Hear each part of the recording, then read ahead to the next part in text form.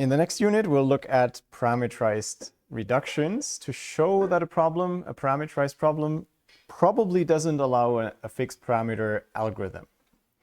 And this is complementing the previous unit of algorithmic techniques to design FPT algorithms to show that in some cases it seems unlikely that we have any fixed parameter algorithms for a given problem. And we've already seen some examples of these problems where in the previous chapter I initially introduced the problems at the beginning, but then they never popped up again in any of the techniques. We've talked a lot about vertex cover and some versions of satisfiability and this closest string problem. But then there were some other graph problems where I was suspiciously quiet about. And we'll see in this chapter why. As I said, it's going to be shorter than the previous chapter, but we have to cover a few more abstract concepts for reasons that will become clear after the first attempt. Maybe I'll leave it at this mysterious remark. The goal would be to prove that a problem is not in the class FPT, in which case we shouldn't try finding an algorithm that has a FPT runtime. Clear. So one example that maybe you've noticed wasn't popping up in the last chapter was the clique problem, parameterized in the canonical parameterization of the problem. So parameterized by the threshold itself. Does a graph have a subgraph of size k, or does it contain k vertices that are mutually connected? And it seems indeed that no FPT algorithm can solve the clique problem. But how would we prove this? In particular, with the usual problem that for the maybe not so likely case that p equals np, but at least it's still a possibility, we cannot possibly prove such a statement. If p equals to np, then all of the problems that we discussed here, all problems in np are also in p, and then of course they're trivially also in FPT, because any polynomial time algorithm is also a fixed parameter algorithm, an FPT algorithm. So the strongest kind of lower bound we could possibly hope for, given this uncertainty, whether p is equal to np, would be something conditional on the assumption that p is not np. That's the least we need. We'll actually seem to need more. This is not going to be sufficient. In another way, going back to classic complexity theory, this is the standard assumption. You would say things like, there is no polynomial time algorithm for the clique problem without the parameterization unless p equals np. Right? Because clique is an np-hard problem, we know that that statement is correct. Either p is completely equal to np, or there is no polynomial time algorithm for clique. Okay, so more abstractly, that's the kind of statements we'll have. No algorithm has a certain property, whatever that will be, FPT algorithm in this case, unless some hypothesis from complexity theory fails. And it could be p not equals np, or it could be slightly stronger assumptions.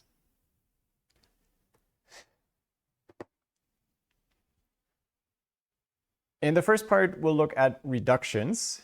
Namely, they were the key tool in classic complexity theory to avoid having to talk about things we cannot possibly prove. We said instead, let's just relate the hardness of problems to each other. And we certainly will try the same for fixed parameter problems or parameterized problems. So can we somehow compare the relative hardness of these problems?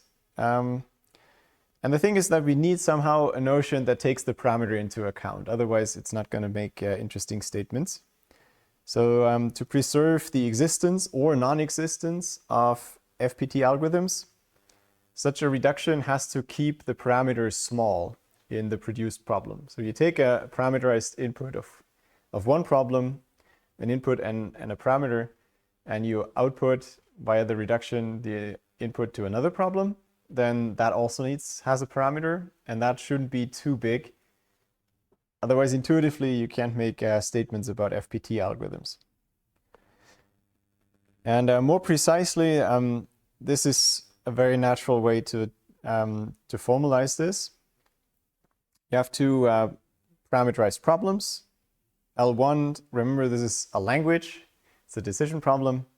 And kappa is a parameterization, a function taking an instance from the strings this talks about, so from sigma 1 star here, and it gives you an integer, the parameter of this input.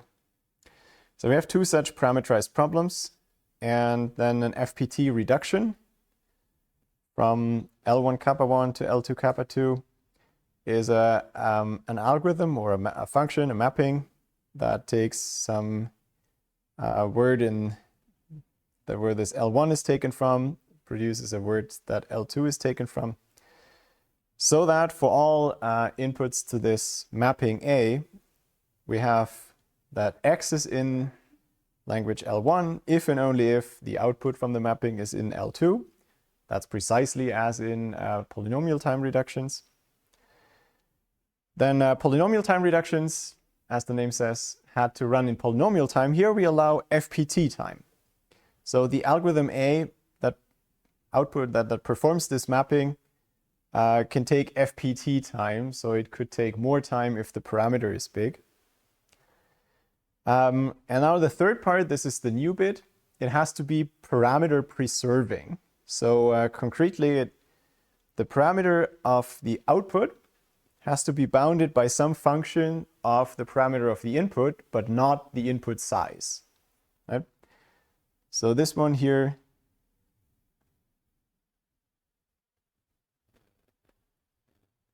does not depend directly on the size of x, on the length of x, but only on its parameter. Okay? If such a mapping exists, then we write in analogy to how we had it. We had less or equal p as the notation for a polynomial time reduction from L1 to L2. So we write less or equal FPT for such a parameterized reduction.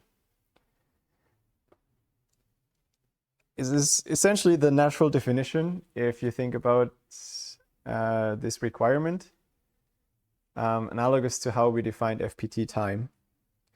So far, no big surprises, okay? Let's see some example. First of all, if you just take some classical reductions, they may not necessarily be parameter preserving. So as an example for this, let's look at the vertex cover problem and the independent set problem. Just to remind you, vertex cover, well, we talked about it a lot. So here you have to find the smallest subset that covers all the edges. What can I do here? I gotta pick one of those two, I guess. So I need 3, right? I can't possibly do it with 2 vertices. But vertex cover was find a subset of vertices so that all edges have one endpoint in the chosen set.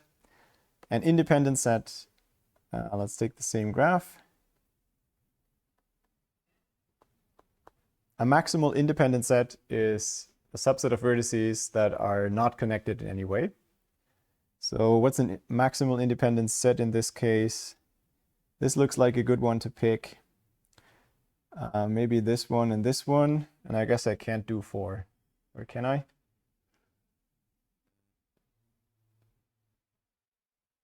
It doesn't look like it. I don't know if you see a larger one. A classical reduction between these problems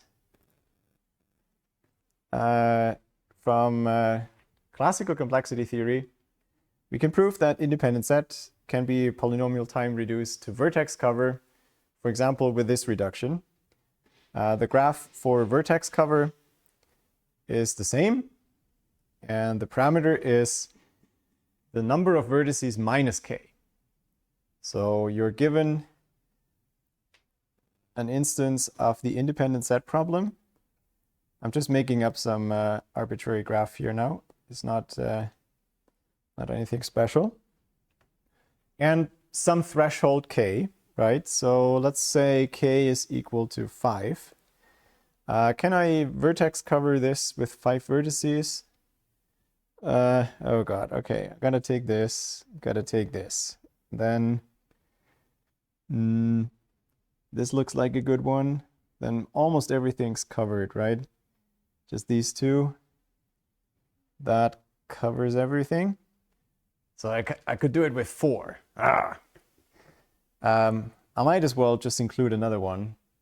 I could, or not. Doesn't matter. Now the thing is, if we take this parameter for vertex cover, the reduction says we should take the number of vertices, which is 1, 2, 3, 4, 5, 6, 7, 8, 9, minus 5.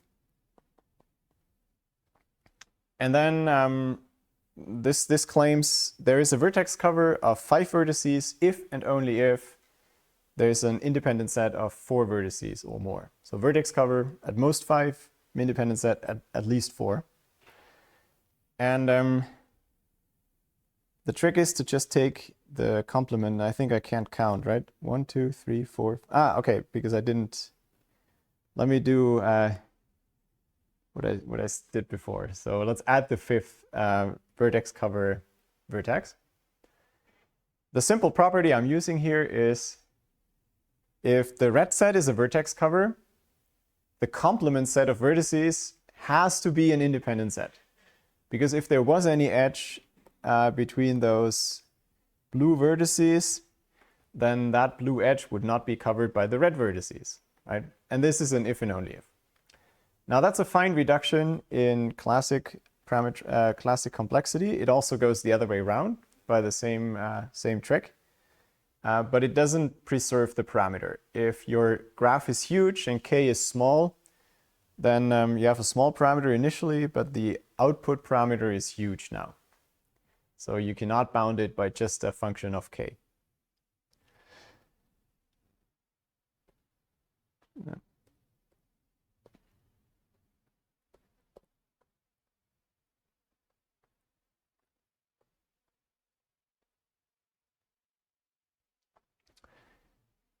All that says is you have to work harder if you want an FPT reduction. So in particular, this does not imply that the parameterized problem P independent set is FPT reducible to P vertex cover.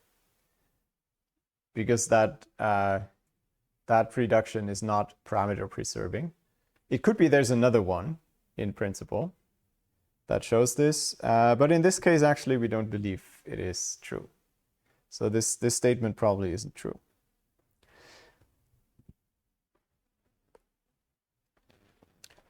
Let's see another example where things do work. So where the reduction is parameter preserving.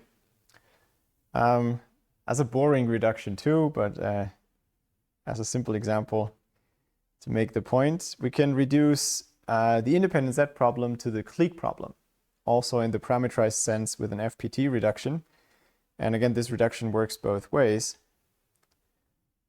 And the reduction is simple. I have some graph as input graph. I'm not going to make it too big now. So maybe this is your input graph, and now you ask for an independent set of size, I don't know, 3. That should be doable by picking, no, it should not be doable. Okay, so no instance, fair enough. Now you're taking the complement graph, where you add all the edges that are not in the original graph. I guess that gets too messy.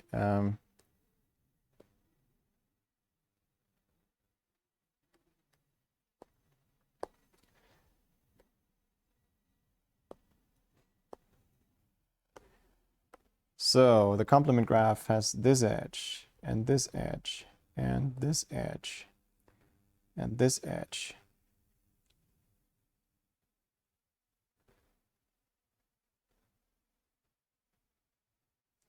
I'm just counting degrees. Seems that's all. The 3 here belongs on this side, but we actually do the same parameter. So now the thing is, if this has, let me take a parameter 2 where it's a yes instance so we can draw it. If we can find an independent set here, like these two, then we can find the 2 click in the other graph, and it's trivially this one. It's not super exciting, I guess, because with just 2 vertices, it's a single edge. But you get the point. An independent set exactly means no edges. A click means all edges. If you just take the complement graph, one turns into the other. But we've not modified the parameters, so it's obviously parameter preserving, even in a very literal sense. The important bit is just that k prime is bounded as a function of k.